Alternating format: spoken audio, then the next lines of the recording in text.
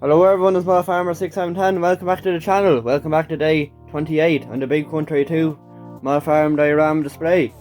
It's quieting down as summer is slowly going out and autumn is slowly coming in.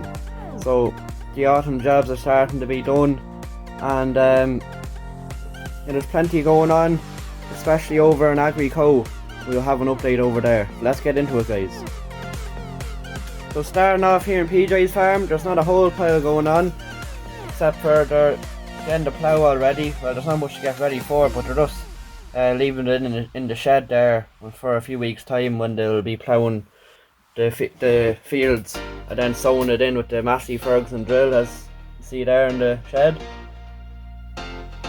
And the county is still in the shed. They'll be going back there later on as they need it. But at the moment, the 956XL PJ has is that's on the log. It's on the log trailer. So I think it's actually struggling at the moment. It's a lack of traction, or it's just not able to pull it up the hill with the full load of logs.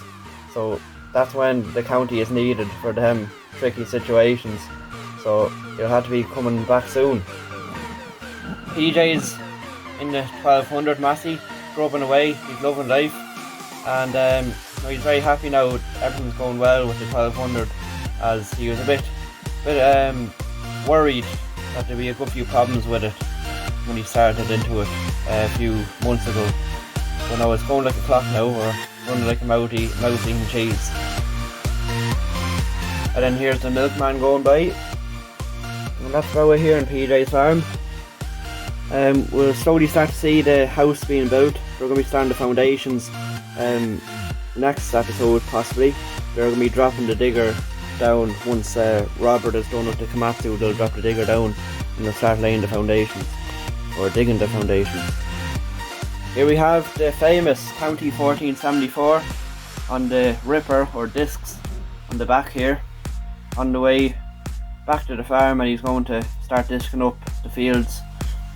He's just only after buying this for the county, so it'll give the county a nice working, nice bit of work to do, so the county will like that now.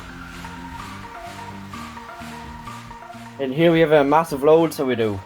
Fendt 820 on a double axle load loader with a 22 ton digger on the back. Quite big, I must say. I'd say he might need a triple axle load loader for all the weight, but no, he's managing anyway. And the Fendt 820 going flat out, so he's coming back from a building site and he's shifting to the next job. So it's a nice outfit, I must say.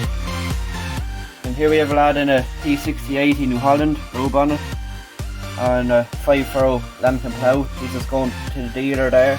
He's after having a bit of a problem. He had a big massive boulder in the field. I don't think he called it a stone, and he's after ripping off the bottom moldboard, so it has. So he's going back to the dealership there to see if he can get a new one. Hopefully he'll be in stock for him, as he wants to get going again. So he's just coming back now on the way to the dealer. And he's not the only one having problems. PJ, he's just out for a walk there at the moment while he's on his phone. He's on the phone to the dealership, and he has a bit of a problem with the David Brown over there. There's a bit of a fuel leak coming from the injector pump. So I'm not sure, hopefully it's not too serious, and there's also an oil leak coming from the back end, so hopefully it's nothing too serious. He's just getting a bit of advice. Fin bar wouldn't be the most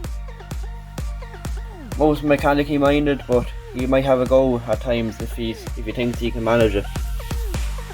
But that's about it there going on Finbar's farm.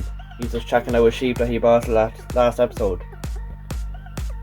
And then here in James and Michael's contracting yard, it's busy enough, I suppose, for the time of year. And John Deere 7610 is coming back from a building site. They're just after finishing the job, and they're bringing back the JCB digger, which has been out for quite a few weeks now, I must say. And same with the NC dump trailer. And during the week there, they got a new front weight for the 7610 John Deere. It's quite nice now. It has the yellow pole and all for when you're turning into gates and stuff, and it's nice for a ridge marker for when ploughing and things like that. It also complements the tractor quite nicely too.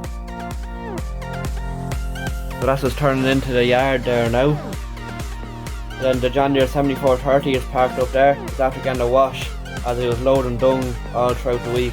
So it didn't really look that nice then with all the muck all over. So just said they'd give it a wash down. And it's not nice leaving the dung on the tractor either. So it's not too good for the paint or the metal. And then here you have Michael here. He just came out of the shed and he heard the John Deere coming into the yard here. He had to come out of the shed. He had to come running out of the shed, in fact. But no, he's given the Newholland T7 Black Power service. He gave it a service at the start of summer there, and given one now at the end of summer. I think it's after putting up 800 hours. Or no, I wouldn't say 800 hours, but quite a good few anyway, nearly 500. So quite a few during the summer, I must say. And everything else is parked up since last episode. So you may see over the sheds, there's a nice blue power T7210, which is also James and Michael's, spreading a bit of slurry on the ground here. Get it growing again, and they'll set it out for the winter months. If it's not too wet, and a few of the sheep or beef farmers can put their cattle or sheep on it. Ford 8830 here is on a set of Amazon discs, and that's just coming around the corner there. You may remember it was doing silage in Robert's farm with the trail silage harvester, so that's the same tractor, and it's on the way to do a bit of discing, so it is. That's about it here on this side of the farm. Let's see what's going on in elsewhere. Kicking it off over here in the BGA, we have a class Arian 640 milling it by with a major 3,100 gallon. Milling it by, he's spreading for Michael and James. Then we have a Fendt 724, and he's just borrowing the NC muck spreader from the local contractors here, and his own muck spreader caught a stone, and it all the bearings are gone, so they have to be replaced. So he's just borrowing that. They're always helping each other out, so that's nice to see. Have a TM, a Newholland TM going by with the cattle box coming back from the mart. After selling, he's after doing 3 load, I think. And yeah, the Jeep was out of order, so he had to do it with the tractor. And over here in the town, we have a lovely Ford 6610 and a TW25. These two boys are after being at a tractor run, and they just got an old burger there in the restaurant, so they're happy out. 2 very mint tractors. Then moving on here, we have the Fiat 14090 milling it by with the cane trailer. It's just hauling in a bit of grain that they had in storage. That was the last load, so he's heading back to the farm now. Moving in to the dairy farm. Over here we've Robert's brother in the Massey Ferguson and Dooley dump trailer. As you know, I was talking about last weekend, they were putting in a track here for the cows to stop all the muck gathering in the field. So Ian's in the digger here doing a great job, and they're very happy. Look how that turned out there. They're over the moon.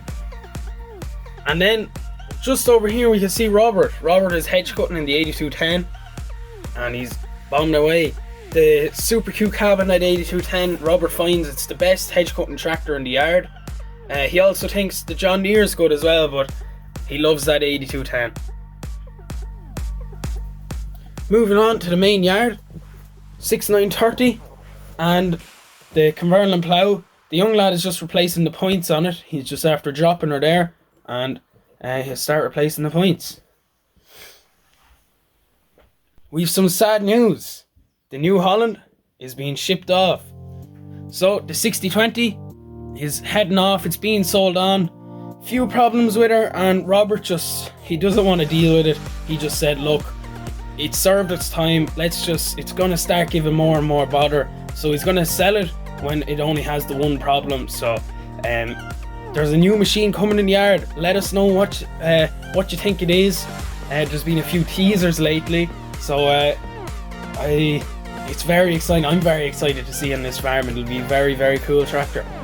So Ryan is just pushing it up onto the back of the low loader, the 8560. Case harvester parked up. And along, the dairy cows. They're having the time of their life. They're looking at all the traffic going by and they're loving life. Moving on to Agrico. As you know, Agrico is shutting down. We have some of the last of the stuff being moved on from the auction. A lot of the stuff, all that's left is the Newholland and the forklift, which have been sold, but they just have to be picked up yet. We have a farmer with his 390 and a low loader. He's after getting a whopping deal. He got his fertilizer and a bit of grass seed for half price, which is mad. He was the first here at the auction and there wasn't many bids on it because everyone nearly has it, but he's over the moon with that, and he got a few posts and a gate. 416 is just they're still drawing that bit of stone. That's all bought as well. And here we have a JCB fast track off for the long haul. He's going to the ferry and he's going to bring her over to England. This lovely Doosan. That's it for the model farm. So hopefully you enjoyed day 28, guys, on the big 132 model farm. Been plenty going on, and I'm very excited to see what Robert is going to be replacing the T6020 with. As will it be a bigger tractor? Will it be something of similar size or age? We'll just have to see, guys. We'll see next episode.